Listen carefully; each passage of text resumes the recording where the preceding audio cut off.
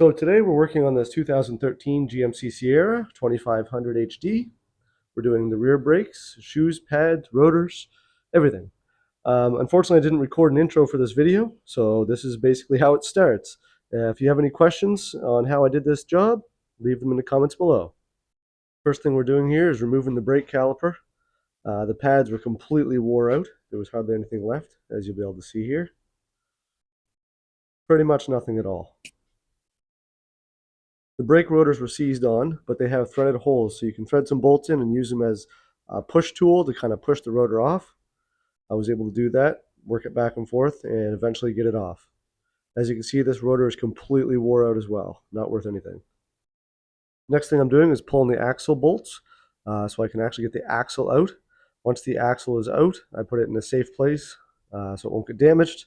I was then able to drain some oil out of the hub and remove the hub nut and lock ring and lock washer. You can see I just pulled it out with a pair of pliers. Came out pretty easy. Should not be tight. And then the nut, they're actually a zero torque nut, so there's no torque on them. They're basically just sitting in there. Once you get this little lock keyway out, that nut should come right off. Pull that out.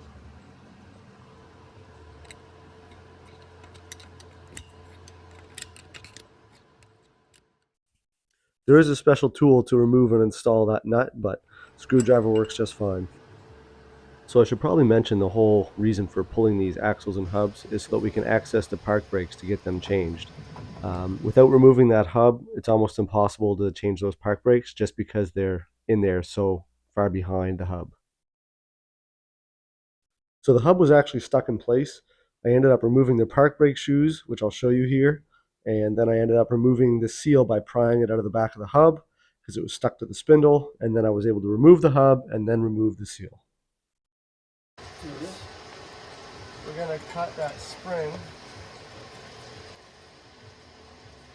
To get the shoes off a little quicker, I just used some side cutters there and cut the main springs. I then released the shoes from the side springs and was able to release them. We're going to take these springs out.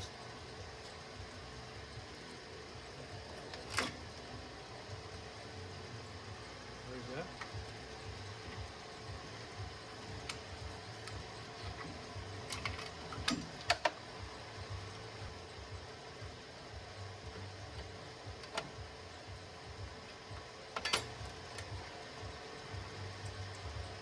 Spring in the bottom. Pull it apart. Adjuster.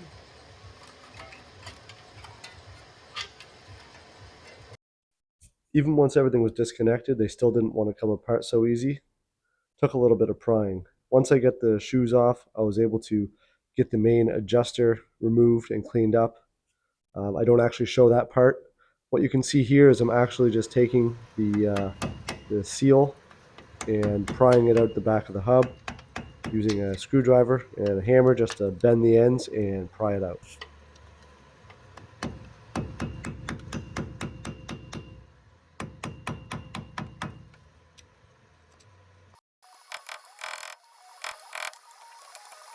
Just put it over here, like that.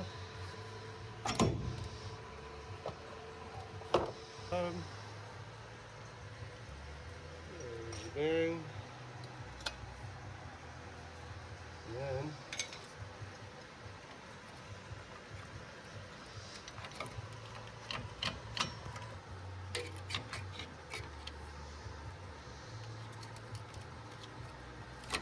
The backing plate was pretty rusty, so I was trying not to pry too hard to get that seal off. I didn't want to cause any further damage, but we eventually got it off.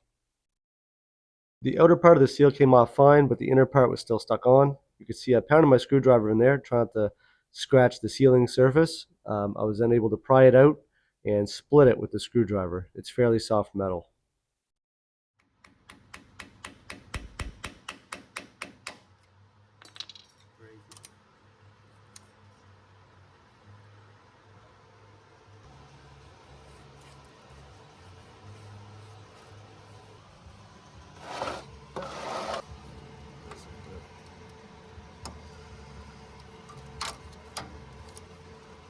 Sometimes releasing the park brake is the trickiest part. You got to hold the spring back and get it out at the same time. I was fortunate doing this job. It came out on both sides Yeah. pretty easy.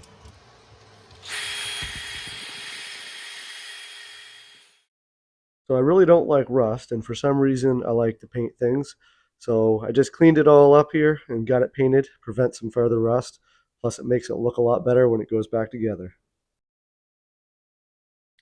I'm just cleaning up the bearings here, cleaning up the hub, inspecting the bearings. Everything was good, no damage to anything. Just gonna get them ready to go back together.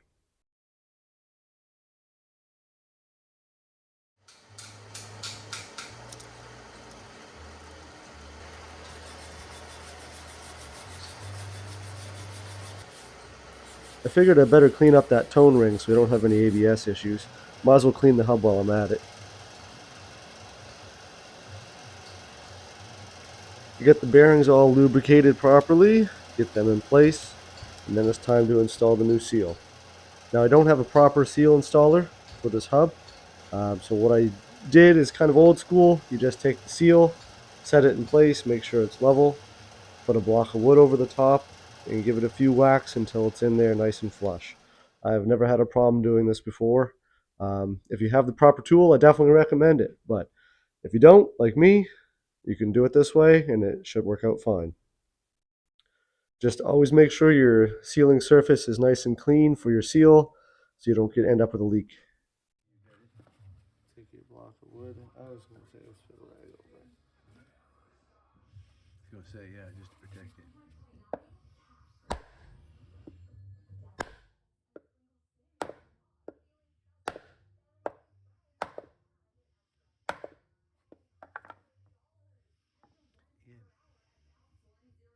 All in, nice and flush.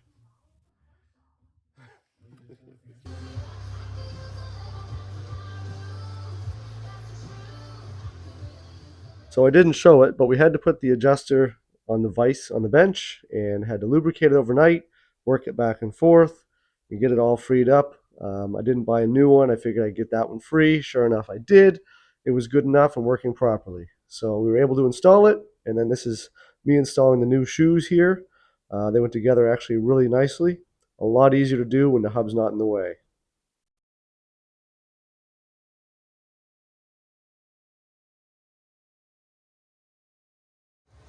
There you go. It's when the square's on, right? I always like to put a little bit of oil on the spindle when sliding the hub on, as well as put some oil in the galley in the hub. That way it already has some oil in it. And then slide your hub on, make sure your outer bearing is in place, and then put your nut in place. Now, like I said earlier, this is a zero torque nut, is what I've been told online. So that means basically put it up nice and snug to get the hub to seat properly, and then back it off until it's basically got no play. What I did here to help along the way was I would turn it because I don't have the proper tool. I would then take a block of wood and tap on the end of the hub just to make sure it was seated in place and tighten up the nut. I then backed off the nut just so it was nice and loose in a good position where the hub spun freely but didn't have too much end play. I then installed my lock into the keyway and then the outer retaining lock, and then we were all set to put our axle back in place. Seat it all the way. There we go. That can't go anywhere. The hub feels free. Was there another one that went in as well? That was it. So now we got the axle ready to go back in. I cleaned the surface off. Um, Basically, the old gasket was actually still on there. It was like a rubber gasket, kind of squished in place. So basically, instead of putting a new gasket on, I just used silicone, spread it around evenly. I've never had an issue using silicone before. As long as you get it spread evenly, it shouldn't leak. Now, the trick to get these axles in is not as easy as I make it look. You kind of got to hold it so the end is floating when you put it in and gets up over into the bearing into the rear end. And then once it's in, you're good to go. I recommend torquing these axle nuts. I can't remember what the torque was, but you can do a quick Google for that. Definitely want to make sure they're all on there nice and evenly so that it doesn't leak.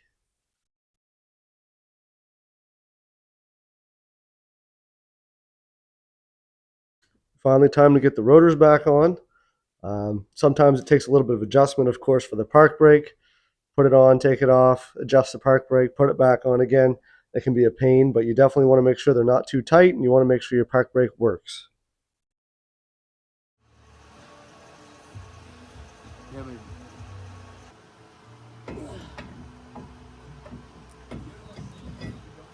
there we go. But like I said before, I like to paint things. I find it just looks better. These rotors are coated, but in our climate they will rust. Nothing lasts with the salt.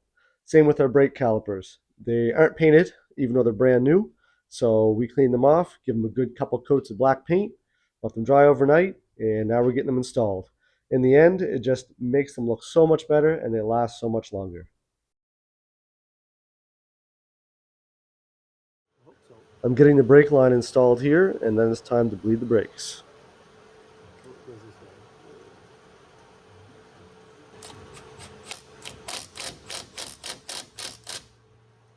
Got over tight today. Flip up the brakes. But I'll put the rag here. I'm trying my best to keep that brake fluid off that new paint because it'll definitely peel it.